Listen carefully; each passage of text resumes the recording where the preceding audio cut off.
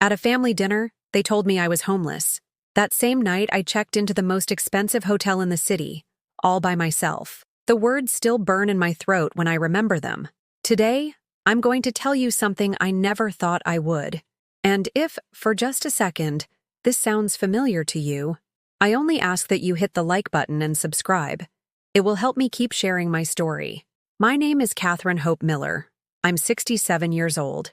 And for my entire life, I believed family was the most sacred thing in the world. Until that New Year's Eve in 2023, when my own son ripped that illusion out by the roots. It was 9:30 at night in New York City. I had spent the entire day in the kitchen of the house where I had lived for the last 42 years. My house. The house my late husband Ray and I bought when we were barely 25.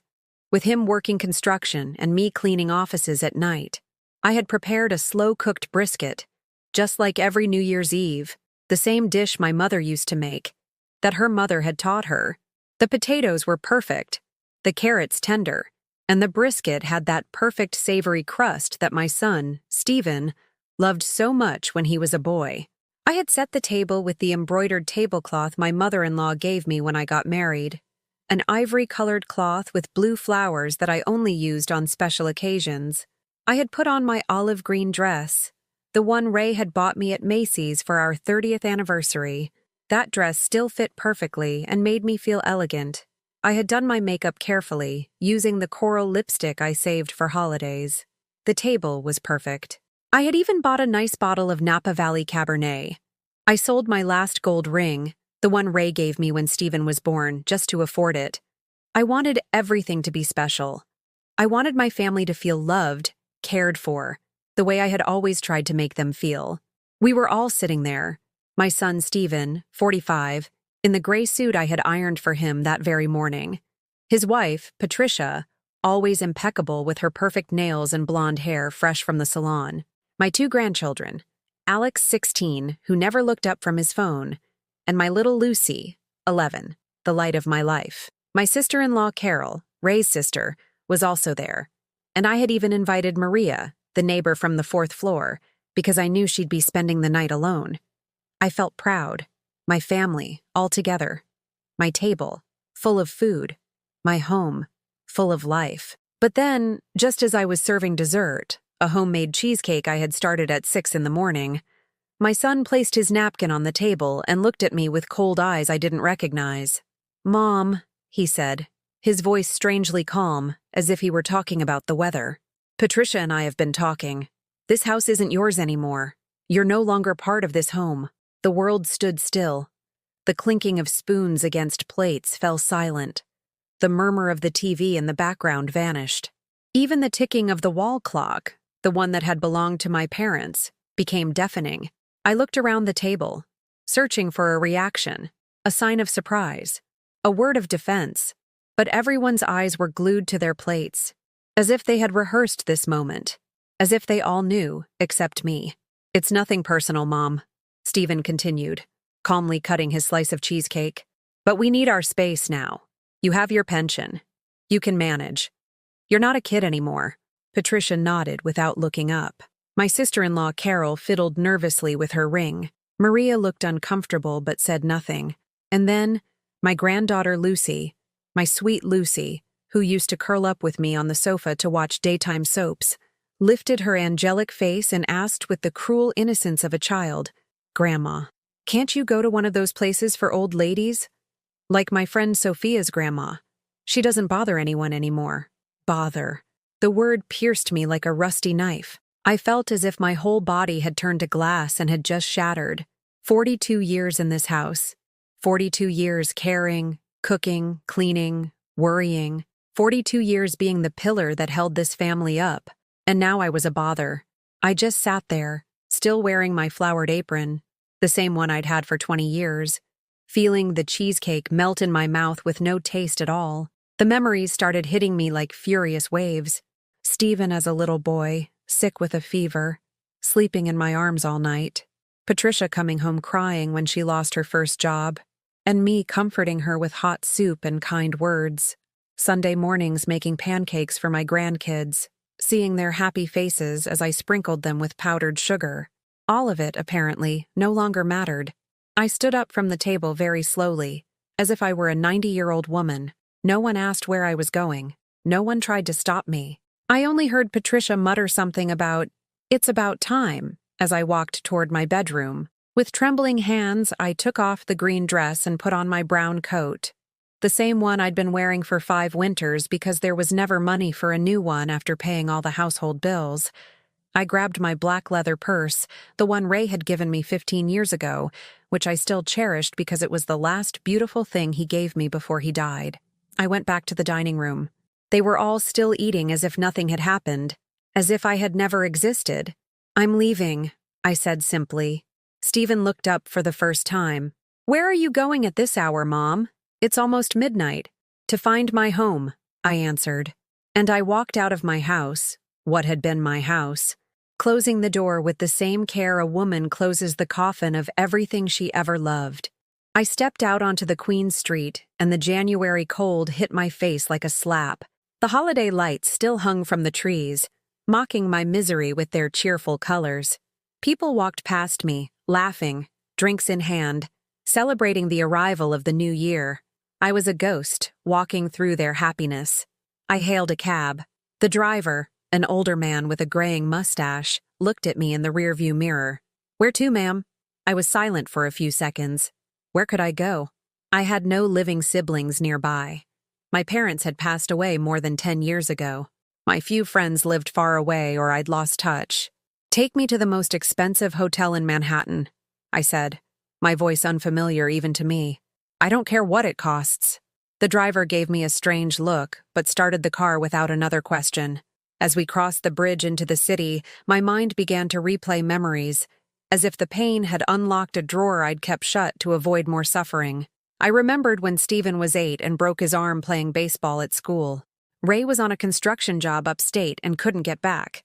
I left my cleaning shift, losing a whole week's pay, to be with him at the hospital.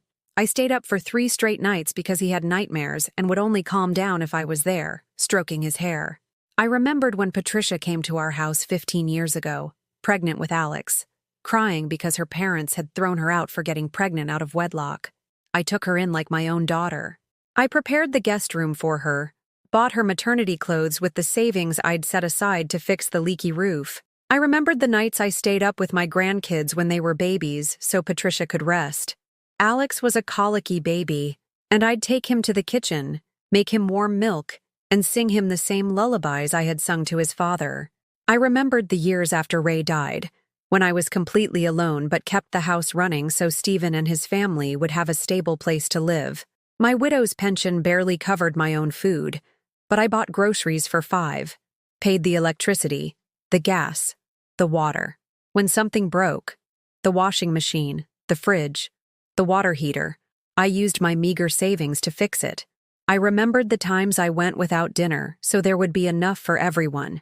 The times I lied and said I wasn't hungry when in reality there was no money for more. The times I took my old clothes to the flea market to sell for a few dollars to buy my grandkids' school books. I remembered entire Christmases spent sewing toys by hand because I couldn't afford to buy new ones. I remembered late nights ironing other people's clothes to earn a little extra cash that always ended up being spent on some whim of the family. I remembered when Stephen wanted to change careers and needed a new suit for interviews.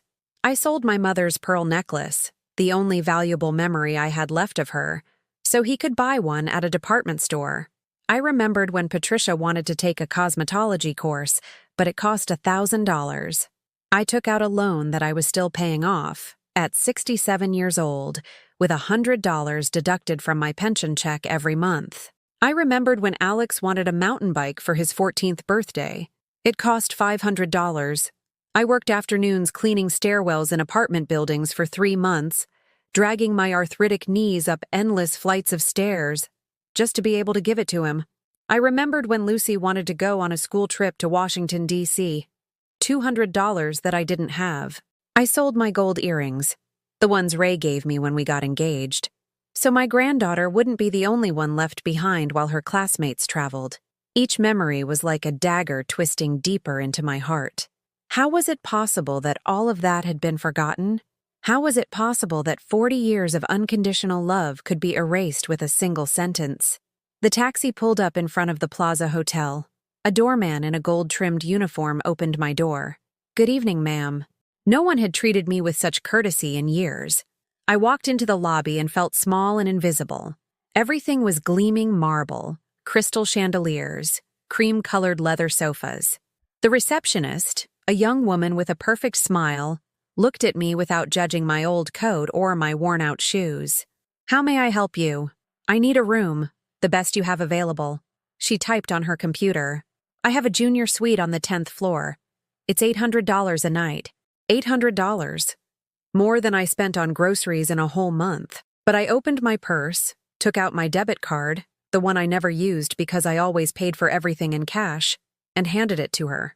"That's fine." They gave me a golden key card, and a bellhop escorted me to the elevator.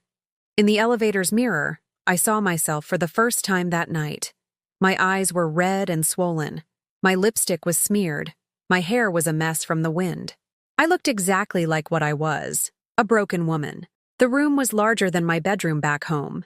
It had a massive bed with immaculate white sheets, a sofa by a window overlooking all of Manhattan, a bathroom with a marble tub. I sat on the sofa and stared at the city lights. It was 2 a.m. on the first day of 2024. Somewhere in that sea of lights was my house. Somewhere, my family was probably toasting and laughing, relieved to finally be free of the burden I represented. I took off my shoes and felt my feet ache. They were swollen from standing and cooking all day. I touched my hands and noticed how rough and chapped my palms were from years of washing, cleaning, cooking for others. These hands had changed 1,000 diapers. They had cooked thousands of meals. They had mended clothes, healed wounds, dried tears. They had worked until they bled to give my family everything they needed. And now those same hands trembled with loneliness in the most luxurious room I had ever been in. For the first time in 40 years, nobody needed me. Nobody was waiting for me to have dinner ready, the laundry clean, their problems solved. For the first time in 40 years, I was utterly alone. And I didn't know if that scared me or relieved me. Outside, New York slept. And I, Catherine Hope Miller, stayed awake all night, wondering when I had first stopped mattering to the people I loved most in the world. I woke up at 11 a.m. with a splitting headache. For a moment, I didn't remember where I was. The sheets smelled of expensive fabric softener, not the cheap detergent I always bought at Walmart. The bed was too big, too comfortable. Then it all came back to me like a punch to the gut. My cell phone was silent on the nightstand. 0 missed calls, 0 text messages. Not even an, "Are you okay?" or a, "Where did you go?" Nothing. It was as if I had vanished from the face of the earth and no one had noticed. I got up, shaking, and looked at myself in the bathroom mirror. I had deep, dark circles under my eyes. My hair was a tangled mess. And for the first time in years, I had no idea what to do with my day. There was always something. Grocery shopping, cooking, cleaning, picking up the grandkids from school, taking Patricia to a doctor's appointment, ironing Steven's shirts. Now there was nothing. No one needed me for anything. I ordered room service. A young woman brought me coffee, toast with jam, and fresh orange juice on a silver tray. She treated me like I was an important lady, like I mattered. "Will there be anything else, Mrs. Miller?" Mrs. Miller. Not Catherine, get me this, or Mom, have you seen my... Just respect. "No, thank you, this is perfect." When she left, I sat on the sofa with my coffee and dialed Steven's number. It went straight to voicemail. I tried 3 more times. Nothing. I called Patricia. Same thing. I called my sister-in-law, Carol. Busy signal. It was as if they had deleted me from their lives as easily as you delete a contact from your phone. At 2 p.m, desperate, I decided to walk to my house. Maybe it had all been a nightmare. Maybe Steven had had a change of heart and was waiting for me with an apology. I took the subway from Manhattan out to Queens, getting off at my lifelong stop. Every step toward my front door felt like walking on broken glass. I climbed the 4 flights of stairs, counting each one as I had thousands of times. I reached my door. I took my keys from my purse with trembling hands. I put the key in the lock. It wouldn't turn. I tried again and again. Nothing. They had changed the lock.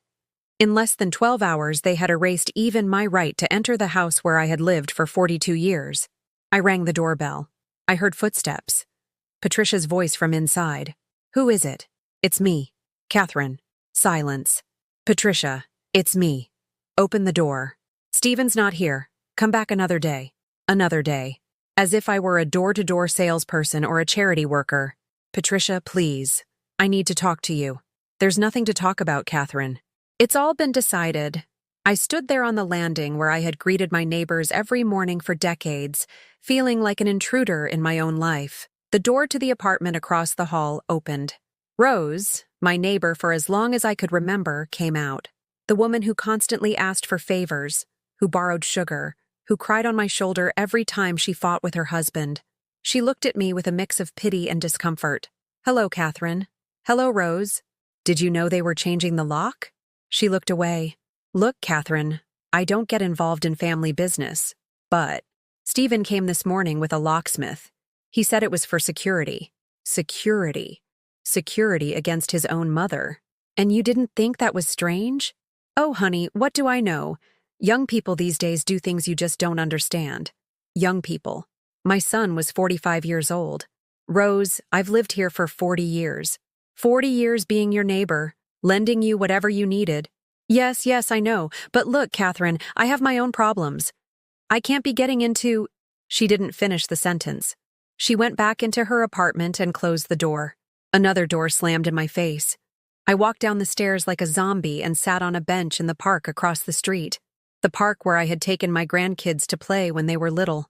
Where I had pushed them on the swings thousands of times while Patricia got her nails done or talked on the phone. From there, I could see the windows of what had been my home, the curtains I had sewn, the plants on the balcony I had tended to for years. At 5 o'clock, I saw Lucy coming home from school, carrying her pink backpack. She stopped at the building's entrance and looked up. She saw me sitting on the bench. For a few seconds, our eyes met. I raised my hand to wave, forcing a smile that took a superhuman effort. She glanced up at the apartment windows, then back at me. Then she lowered her head and ran inside. She hadn't even waved back. My own granddaughter, the little girl who told me, "I love you, Grandma," every night before bed, had ignored me as if I were a stranger. That night, back at the hotel, I ordered a bottle of wine, something I had never done in my life. I drank the whole thing while staring at the television without really seeing it. The news talked about families gathering to celebrate the new year, about traditions passed down through generations. I changed the channel. In a movie, an elderly mother lived surrounded by the love of her children. I changed it again. In a commercial, a grandmother cooked with her grandkids while they all laughed. I turned off the TV. I lay down on that immense bed, and for the first time in decades, I didn't set an alarm. I didn't have to get up early to make breakfast. I didn't have to iron school uniforms. I didn't have to make a grocery list. I didn't have to do anything for anyone. I should have felt free, but I just felt empty, like a popped balloon, like an abandoned house. At 3 in the morning, drunk on wine and loneliness, I dialed Stephen's number one more time. This time, he answered. "Mom? Do you know what time it is?" "Stephen, please, we need to talk. We've talked enough. You need to understand that things have changed. But son, I have nowhere to go. That house is my home. It was your home, now it's ours. You have your pension, you can find a small apartment. Or a home. There are some very nice homes for people like you. People like me. As if I were a different species. As if I weren't his mother anymore. Stephen, I gave birth to you. I raised you. I took care of you when you were sick. I worked day and night to give you everything you needed. Yes, Mom. And now it's your turn to live your life. We have a right to live ours too." He hung up. I was left with the phone in my hand, listening to the dial tone. Finally understanding that my son was not going to change his mind. It hadn't been an impulse or a moment of anger. It was a cold, calculated, final decision. I was no longer his mother. I was a nuisance they had gotten rid of. And the worst part was, I was starting to wonder if maybe they were right. I spent the next few days like a ghost wandering through New York. I'd wake up late, have a breakfast I wasn't hungry for, and walk aimlessly through streets I knew by heart, but which now felt strange and hostile. On the 4th day, As I was walking through Central Park, trying to clear my head, my phone rang. It was a number I didn't recognize. Mrs. Catherine Miller? Yes, this is she. This is Emily Vance from the Midtown Community Health Clinic. We're calling to confirm your appointment with the cardiologist tomorrow. My appointment? No, there must be a mistake. I didn't make an appointment. According to our system, you have a monthly appointment with Dr. Herrera for your blood pressure. But we received a call this morning canceling all your future appointments. My heart stopped. Who canceled my appointments? Your son, Mr. Stephen Miller. He told us you would no longer be needing our services because you were moving into an assisted living facility with on-site medical care. That's a lie. I'm not going to any facility. The young woman on the other end was quiet for a few seconds. Ma'am, I'm afraid there's nothing I can do. Mr. Miller is listed as your emergency contact and is authorized to make these kinds of medical decisions. If you want to reactivate your appointments, you'll need to come in person with your health insurance card. I hung up the phone, my hands shaking. Stephen hadn't just thrown me out of my home. He had also canceled my medical care. My blood pressure had been erratic for the last few months, and Dr. Herrera had told me the monthly checkups were crucial. But my son didn't care if I died of a heart attack. In fact, maybe it would have been more convenient for him. That afternoon, I went to the clinic. The receptionist, an older woman with thick glasses, gave me a pitying look as I explained the situation. Look, ma'am, this happens more than you'd think. The kids start taking over the paperwork for their elderly parents and, well, sometimes they make decisions that aren't for the best. But I'm not a senile old woman. I'm 67 and perfectly capable of making my own decisions. I know. But legally, if he's listed as your emergency contact, how do I remove him? You have to fill out some forms, and you'll need to list a new emergency contact. A new emergency contact. I looked at the blank paper and realized I had no one else in the world. Absolutely no one. I left the space blank and handed in the form. Walking back to the hotel, I decided to pass through my old neighborhood. I needed to buy new underwear and other basics I hadn't been able to grab from the house. I went into the Target where I had shopped for 20 years. At the entrance, I ran into Angela, the butcher who had known me forever. Catherine, how are you, dear? Haven't seen you in days. Hi, Angela. Hey, your daughter-in-law Patricia came by the other day. She told me you went to live with a sister down in Florida. Is that true? I froze. Patricia had been spreading lies about me. I don't have a sister in Florida, Angela. Oh, really? That's strange. Because she told me you were so happy there, that you could finally rest after so many years taking care of the family. Rest. As if taking care of my family had been a burden to me and not my reason for being. Did she say anything else? Well, she asked me that if anyone asked about you, to say you were doing fine, but that you wanted to start a new life, that you didn't want to be bothered with calls or visits. Patricia had been orchestrating my social disappearance. She had gone around the neighborhood telling everyone that I had left voluntarily, that I was fine, that I wanted no contact. She had eliminated any possibility of someone asking about me or worrying about my absence. Angela, I didn't go anywhere. My family threw me out of my house on New Year's Eve. Angela's face changed completely. She turned beet red. Oh, Catherine, I'm so sorry. I had no idea. Patricia seemed so normal, so... My God, they threw you out. In these exact words, this house isn't yours anymore. You're no longer part of this home. Angela put her hands to her mouth. But that's inhuman. How could they do that? And where are you living now? In a hotel. For now. A hotel? But Catherine, that must be costing you a fortune. She was right. I had been at the plaza for 5 days and had already spent $4,000.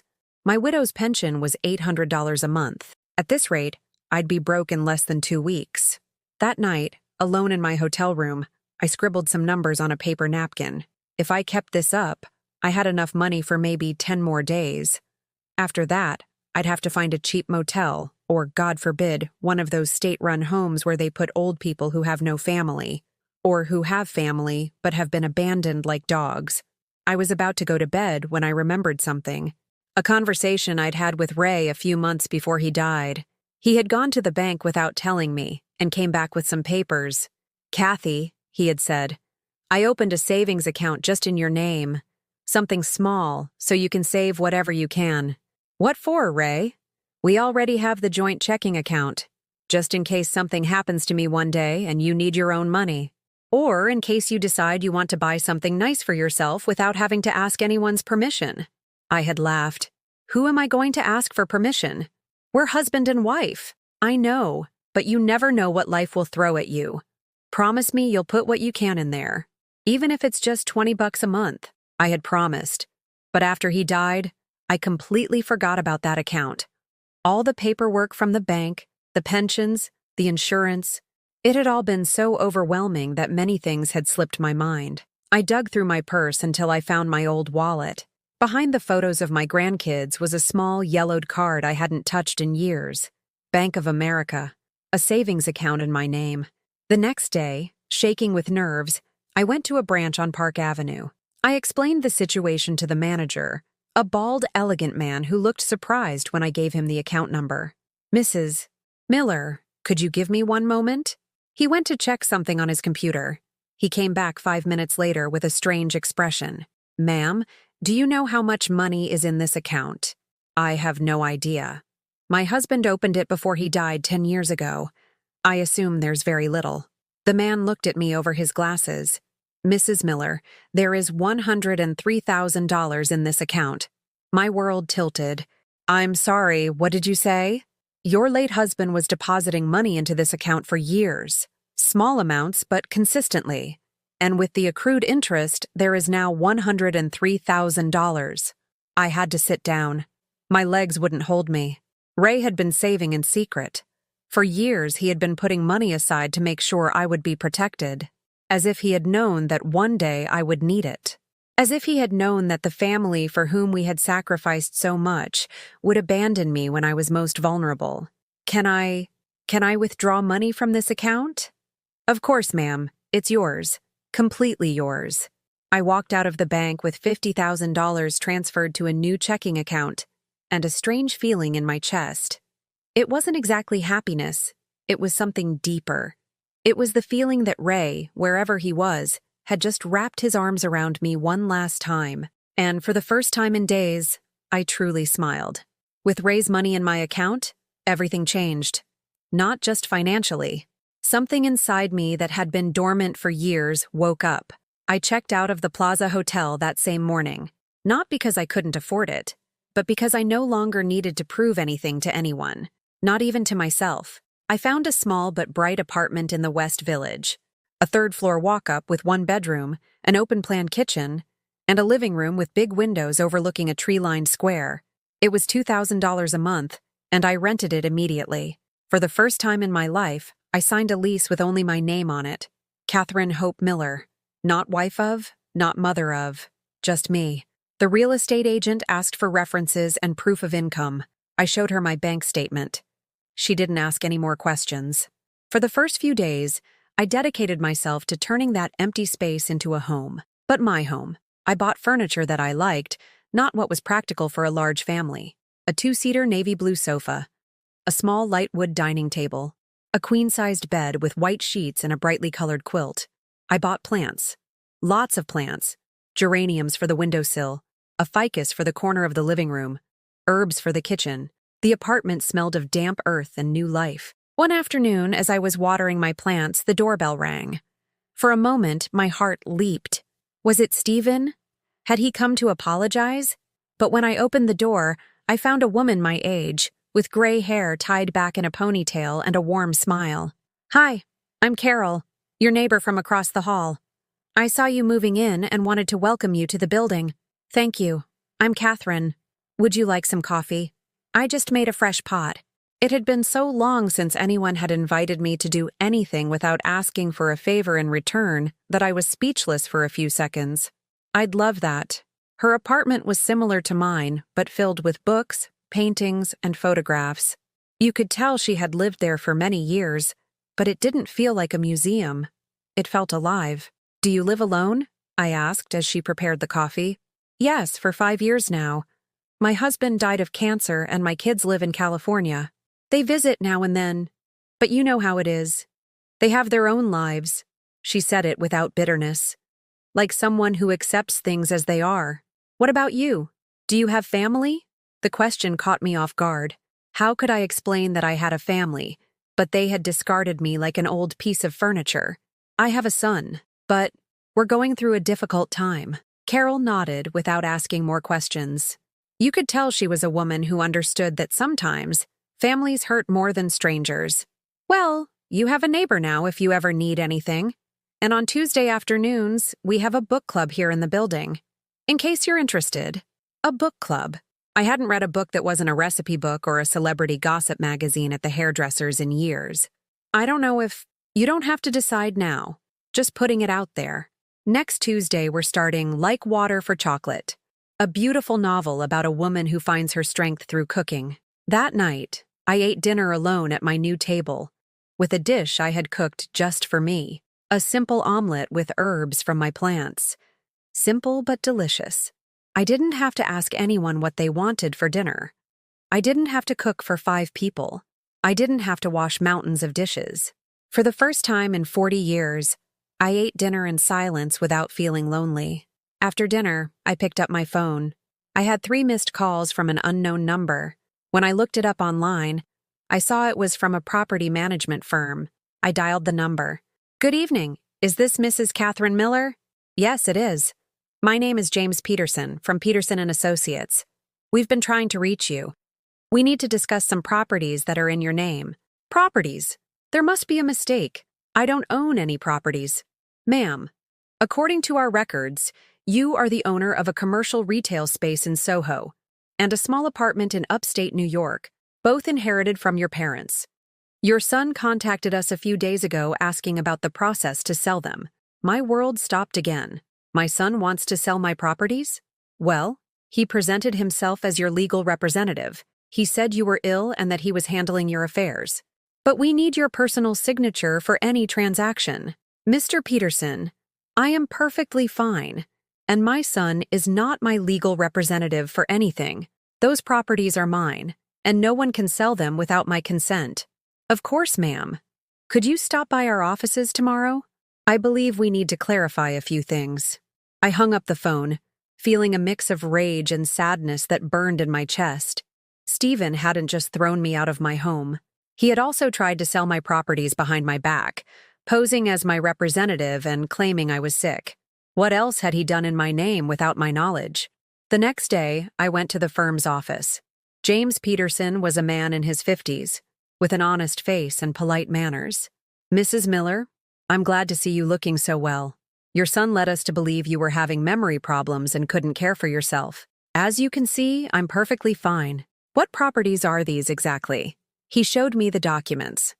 I had inherited the Soho retail space from my father 15 years ago, but I'd never paid it much mind because it was always rented out, and Stephen took care of collecting the rent and managing it. The apartment upstate was my mother's, and I hadn't even known it had been left to me in the will.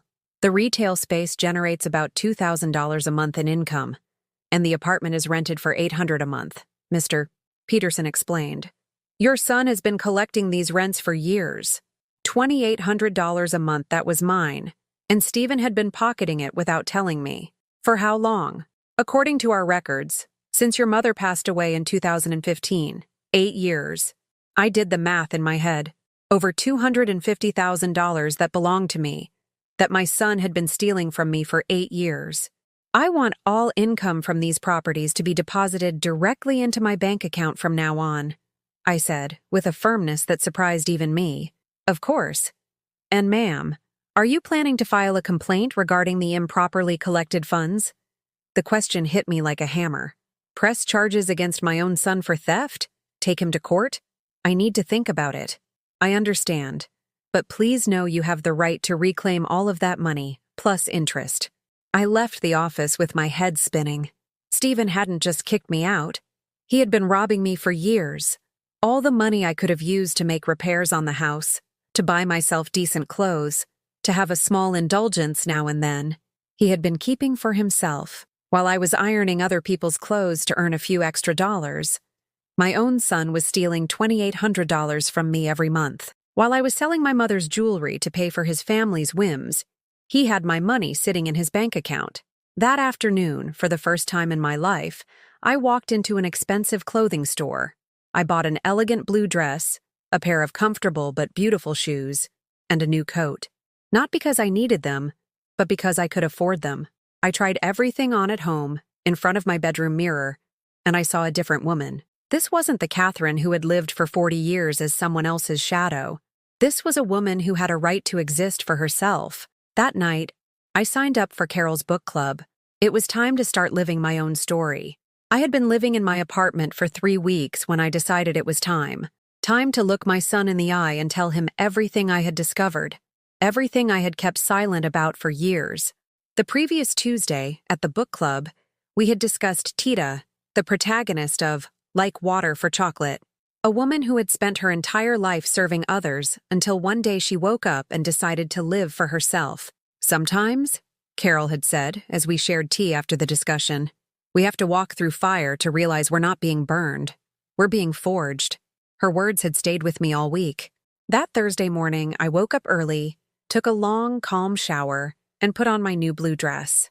I did my makeup carefully and styled my hair up, the way I used to when I was young and felt pretty. I looked in the mirror and saw a woman I had forgotten existed. A woman with her own dignity. I arrived at my old house at 10 in the morning. I knew that at this hour, Patricia would be at the gym and the kids would be at school. I wanted to speak to Stephen alone. I rang the bell. I heard his heavy footsteps coming down the stairs. "Who is it?" "Your mother." A long silence. Then, the sound of the lock turning. He opened the door and stood there, staring at me. He was in his pajamas at 10 in the morning, with several days of stubble and the look of someone who hadn't slept well. "Mom, what are you doing here?" "I've come to talk to you. May I come in?" He hesitated for a second, but stepped aside. I walked into what had been my home for 42 years. It had changed. They had put in new, more modern furniture. The sofa was black leather, not cozy at all. The dining table was glass and metal, cold. They had even taken down the curtains I had sewn and put up gray Venetian blinds. "It looks very different," I said, looking around.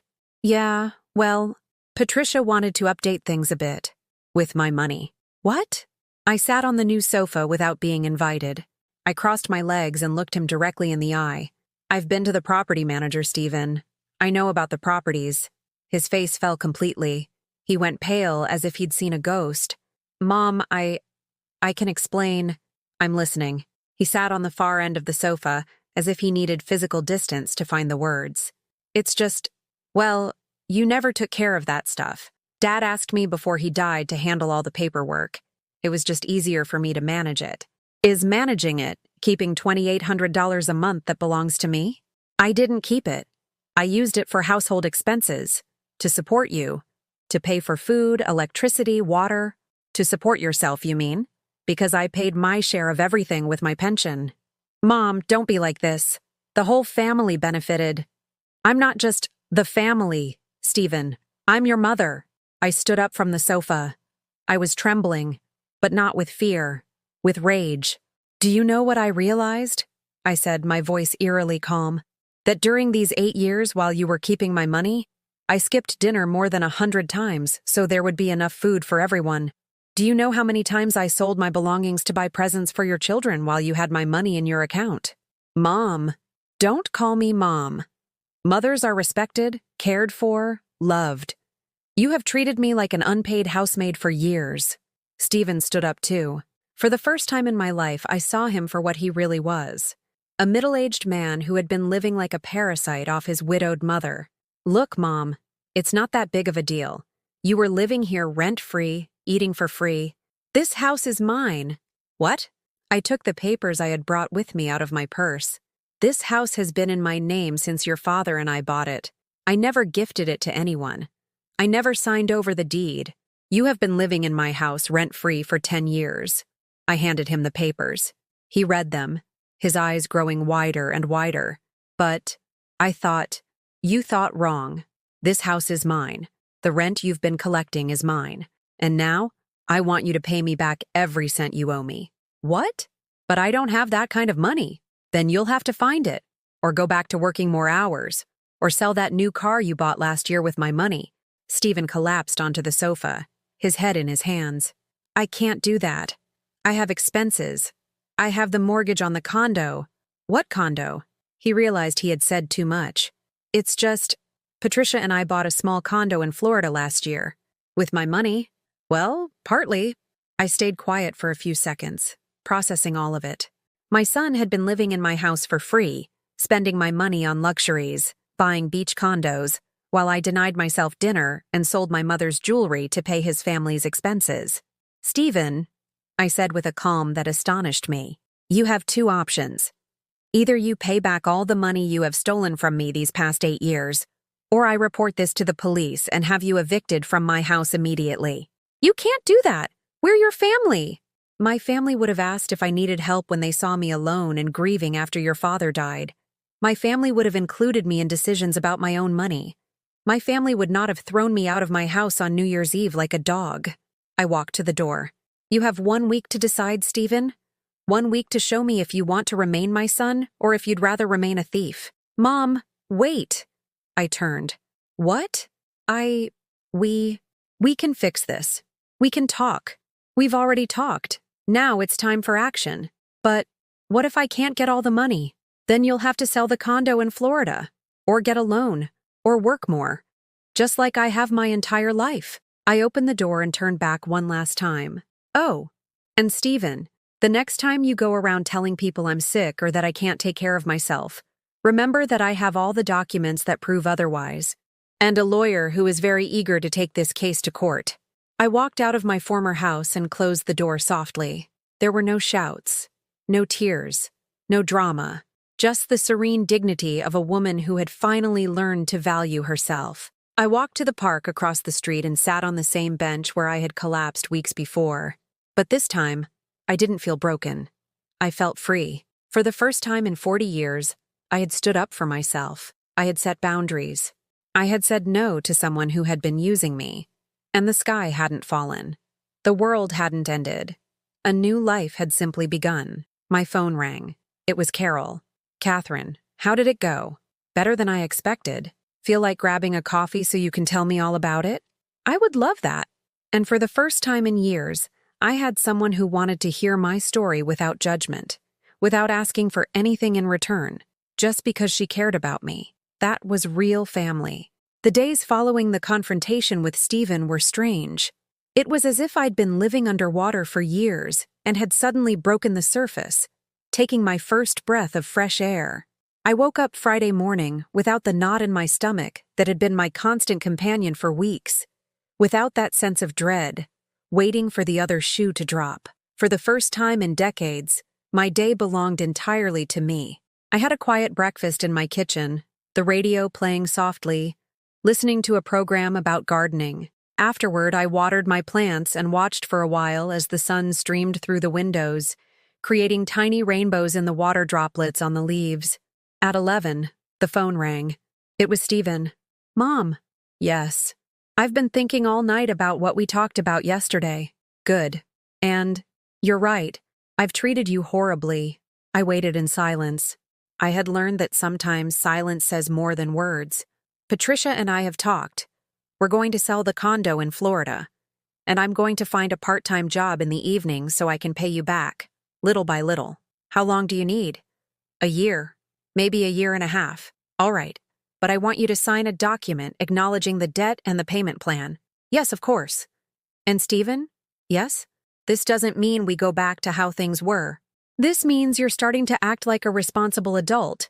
But trust is earned with time and actions, not with words. There was a long pause. I understand. Good. I'll be by on Monday afternoon to pick up the rest of my things from the house. What things? My recipe books, the family photos, my parents' clock, the things that are mine and that I'm taking to my new home. Your new home. Yes, Stephen. I have a new home. A new life. And for the first time in years, I'm happy. I hung up the phone with a strange feeling. It wasn't triumph exactly. It was something deeper. It was the peace that comes when you finally stop carrying burdens that were never yours to begin with. That afternoon, I went to a neighborhood bookstore. I had decided I wanted to read all the books I had wanted to read for years but never had the time for. Are you looking for anything in particular? The clerk asked. A young woman with glasses and a kind smile. Books about women starting over. I have just the thing. She recommended 5 novels. Eat, Pray, Love, Women Who Love Too Much, The House of the Spirits, The Hours, and Women on the Verge of a Nervous Breakdown. This last one, she said with a wink, is especially good for women who have decided to stop putting up with nonsense. I spent $80 on books. $80 that would have once seemed like a fortune, but now felt like an investment in my emotional education. On Saturday morning, Carol invited me to go with her to the Brooklyn Flea Market. I hadn't been in years. When I lived with Stephen and his family, Sundays were always for huge family dinners, cleaning, ironing. I never had time for things like this, I confessed as we strolled past the stalls of antiques and crafts. Well, now you have all the time in the world to discover what you like to do. At a handmade jewelry stall, I fell in love with a pair of silver earrings with blue stones. They were $30. They're beautiful, I told the vendor, but I don't know if what? Carol asked. If I deserve to spend $30 on something I don't need. Carol took my arm and looked at me seriously. Catherine, you deserve those earrings and 1,000 other things. You deserve every beautiful thing in this world after so many years of giving them to others. I bought the earrings. I put them on immediately and felt like a new woman. In the afternoon, Carol proposed something that left me speechless. Do you want to go dancing? Dancing? At my age? What does age have to do with dancing? The community center in the neighborhood has ballroom dancing for people our age every Saturday afternoon. But I don't know how to dance. You don't have to. You learn. And most importantly, you have fun. I was embarrassed at first. But after half an hour of following the rhythm of a foxtrot, feeling clumsy but free, I realized something incredible. I was smiling for no reason at all. When was the last time you danced? Carol asked during a break. At my wedding. Over 40 years ago. Well, it's time to make up for lost time. That night, alone in my apartment, I looked at myself in the bedroom mirror. I was wearing my new earrings. My cheeks were flushed from the exercise, and my eyes were sparkling in a way I hadn't seen in years. It was as if I had been dead inside and had just been resurrected. On Sunday, I decided to do something I had been putting off for years. Visit my sister Susan in Philadelphia. Susan was 2 years older than me, also a widow, but we had lost touch after I married Ray. Not because of any big fight, but in that way families have of slowly drifting apart until one day you realize months have gone by without speaking. I took a bus to Philly with a small suitcase and a heart full of nerves and hope. Susan lived in a small row house near the art museum, with a garden full of rose bushes and a gray cat named Ray, just like my late husband. When she opened the door and saw me, her eyes filled with tears. Kathy. Oh my God, Kathy. What are you doing here? I came to get my sister back. We hugged in her doorway, both of us crying like little girls. I thought you'd forgotten all about me, she said as she made coffee in her cozy kitchen. I thought the same about you. I heard about what happened with Stephen from a distant cousin who lives in New York. She told me they kicked you out. Then why didn't you call me? Because I'm a coward. Because I thought after all these years of not talking, I had no right to meddle in your life. I spent 3 days with Susan. 3 days of talking, laughing, reminiscing about our childhood, crying together over the lost years. You know what? She said on the last day, as we walked through the historic streets of Philadelphia. I think what happened with Stephen, as horrible as it was, brought you back to life. What do you mean? The Kathy I knew as a little girl was brave, funny, a dreamer. The woman who came to my house the other day is that Kathy, the one in between. It was like your light was turned off. She was right. For years, I had been like a candle inside a glass jar, giving light but unable to burn freely. Now, I was an open flame. On Wednesday, back in New York, I received an unexpected call. Grandma? It was Lucy's voice, my little granddaughter. Hello, sweetie. Grandma, I miss you. My heart broke. I miss you too, my love. Can we see each other? Without Mom and Dad knowing. How? I get out of school at 3 on Friday. Could you wait for me at the gate? Please. Of course, sweetie. Grandma. Yes? I'm so sorry for what we said on New Year's. I didn't mean it. I know, my love. I know. When I hung up, I realized that for the first time in weeks, I wanted to cry, but not from sadness, from hope. 6 months later, my life was unrecognizable. I was sitting at a cafe terrace overlooking Washington Square Park, waiting for Lucy to arrive. We had a standing date for an after-school snack, a tradition we'd kept every Friday since that first secret meeting outside her school. I caught my reflection in the window pane and smiled. I was wearing a white blouse I'd bought the week before, my silver earrings from the Brooklyn Flea, and my hair was cut in a stylish bob that made me look younger. But most importantly, I had something on my face that had been missing for years. Peace. Grandma! I turned to see Lucy running toward me, her backpack bouncing on her shoulders, a huge smile on her face. She was no longer the timid girl who had looked down at the ground that day in the lobby. She was my granddaughter again, the one who hugged me as if I were the most precious thing in the world. Hello, my love. How was school? Good. But I have something to tell you. She sat across from me and ordered her usual, a croissant with Nutella and a glass of orange juice. Mom and Dad have been acting really weird lately, she said, dipping a piece of her croissant into the juice. Weird how? They argue a lot. In whispers so we can't hear, but I hear them. They argue about money. Mom says Dad has to work more hours and he says he's tired. I wasn't surprised. Stephen had kept his word and had already paid back nearly half the money he owed me, but that meant his family had been forced to make financial adjustments. Patricia had to cancel her membership to the expensive gym, Stephen was working weekends, and they had sold the condo in Florida. And there's something else, Lucy continued. Alex asks about you all the time. Really? Yeah. He says he regrets not defending you that night. He says he was too young to understand what was happening, but now that he's older, he realizes they treated you really badly. My grandson Alex was 17 now, the age when you start to understand that adults make mistakes, and that sometimes the person who seemed like the problem was actually the victim. Have you told him that we see each other? No, but I'd like to. Do you think you could meet with him too? If he wants to, of course. Lucy took my hand across the table. Grandma, are you happy now? The question caught me off guard. Not because I didn't know the answer, but because it had been so long since anyone had asked about my happiness that I'd forgotten it was something that mattered.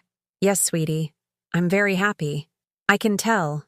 You look prettier, and you smile more. Do you know what I've learned, Lucy? What? That sometimes the most terrible things that happen to us in life turn out to be gifts in disguise. She looked at me with those big, intelligent eyes she's had since she was a baby. Was what happened with Dad a gift? In a way, yes. Because it forced me to remember who I was before I became just someone's mother or someone's grandmother. It forced me to become Catherine again. And who is Catherine? I laughed. Catherine is a woman who reads books until 2 a.m. just because she can, who buys herself nice clothes without asking anyone's permission, who goes dancing on Saturday afternoons, who has gotten her sister back, who has a friend who loves her without asking for anything in return, and who has snacks with her favorite granddaughter on Fridays. And who has snacks with her favorite granddaughter on Fridays, I confirmed with a wink. After walking Lucy home, I strolled back to my apartment. It was a beautiful September afternoon. The sun cast a golden glow on the brownstones, and everyone seemed to be in a good mood. When I reached my building, I found a surprise. Stephen was sitting on the stoop waiting for me. Hi, Mom. Hello, Stephen. Can we talk? Of course. We went up to my apartment in silence. When we got inside, he just stood there looking around. It was the first time he had seen my new home. It's really nice, he said finally. Thank you. It feels like you. It has your essence. I made him a coffee, and we sat on my blue sofa. What did you want to talk about? About us. About what happened. About how to fix things. Things aren't fixed, Stephen. They're rebuilt. What do you mean? I mean, we can't go back and pretend nothing happened, but we can start from where we are now and build a different kind of relationship. How? With respect, with clear boundaries, with honesty. Stephen was quiet for a while, stirring his coffee. I've thought a lot about all of this, he said at last, about how we got to this point. And I think I just got used to having you there, available for everything, without valuing what you did for us. It was more than that, Stephen. You also stole from me, For years. I know. And I know sorry isn't enough. No, it isn't. But it's a start.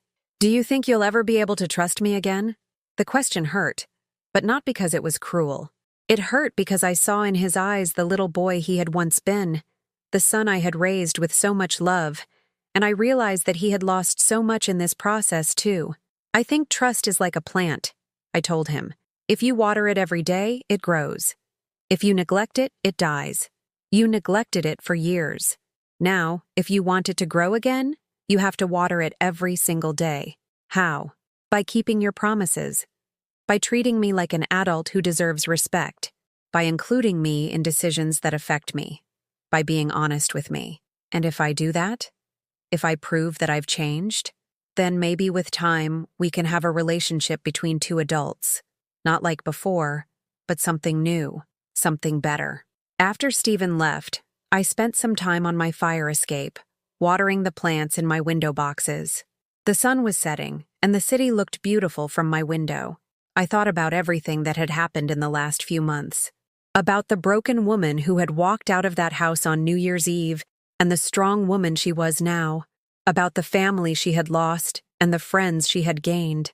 About the money she had recovered, and, more importantly, the dignity she had reclaimed. My phone rang. It was Carol. "Catherine, do you feel like going to the movies tonight? There's a great French film playing at the Angelica. I'd love to. And maybe we can grab a bite to eat afterward. I feel like celebrating." Celebrating what? That we're two free women on a beautiful Friday night, and we can do whatever the hell we want. I laughed. You're right. That's definitely worth celebrating. After I hung up, I got ready to go out. I put on my blue dress, my silver earrings, and looked at myself in the mirror one last time. The woman looking back at me was no longer the Catherine who had lived for 40 years in the shadow of others. She was a woman who had learned to shine with her own light. A woman who had discovered that home isn't a place where others accept you. Home is the place where you accept yourself. And I, at last, was finally home. It's been 2 years since that New Year's Eve. Stephen and I have built a new relationship, one based on mutual respect. Patricia and I are civil to each other, but that's all. Alex comes to visit me once a month, and we've built a wonderful connection. Lucy is still the light of my life, but the difference is, now my happiness doesn't depend on them. My happiness depends on me. And that is the most important lesson I've learned in my 69 years. Tell me, have you ever experienced anything like this? Do you know someone who has had to choose between their dignity and the fear of being alone? Let me know in the comments. And if this story touched your heart, please give it a like and subscribe to the channel, because maybe your story can help someone who today feels as lost as I did on that cold January night. Until next time, and remember, it's never too late to start over.